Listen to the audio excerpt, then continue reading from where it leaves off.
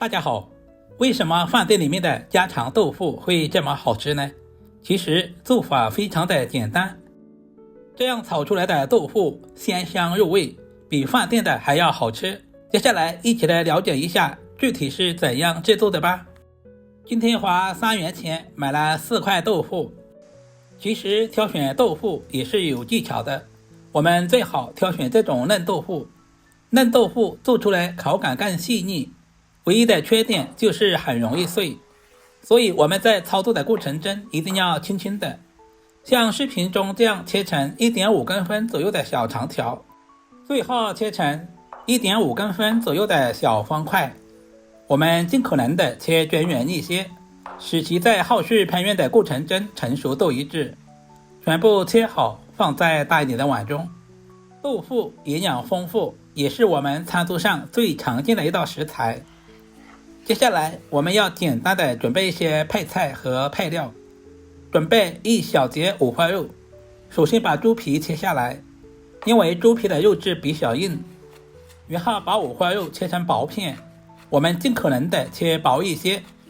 很多人在疑惑，為什麼要用五花肉來剁成肉末，不能用全瘦肉？因為豆腐本身清淡，幾乎沒有油脂香氣，五花肉回收相間，煸炒後能夠炒出多余的豬油，自帶濃郁的肉香。這樣炒出來的豆腐吃着都有肉的鮮香味。接下來準備幾粒去皮的大蒜，切成小丁。大蒜可以增加豆腐的蒜香味。1小塊去皮的老薑，先切成薄片，然後再切成細絲，最後切成小丁。生薑不仅可以去腥，同時還可以使菜品吃起來更有食欲。喜歡吃辣一點的，準備幾個洗淨的小米椒，切成小圈。如果不能吃辣的朋友，也可以省略不放。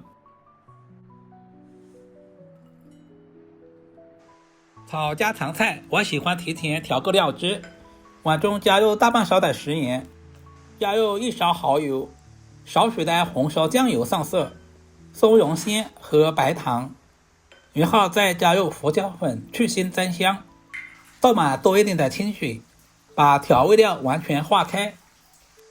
提前調好料汁，這樣可以節省炒菜的時間，在炒菜的過程中也不會手忙腳亂。這種方法非常適合廚房小白。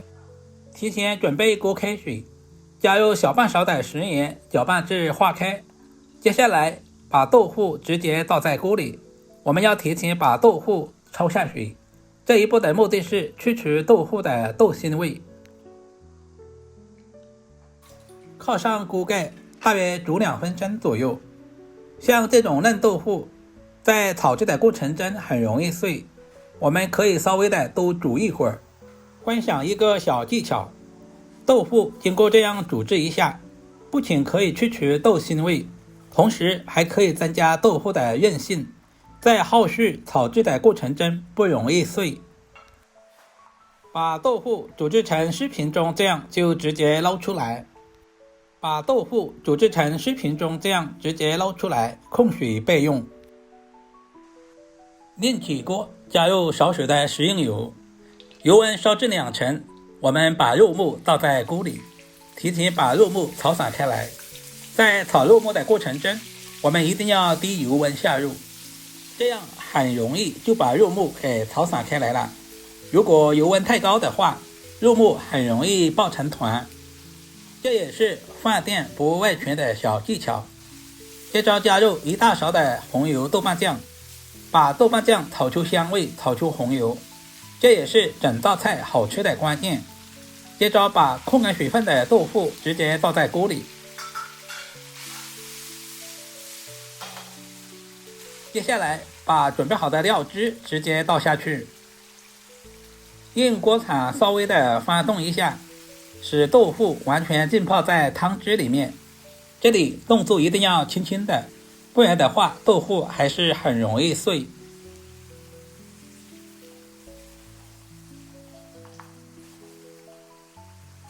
接下來靠上鍋蓋，我們要把豆腐再次燜煮2分鐘左右。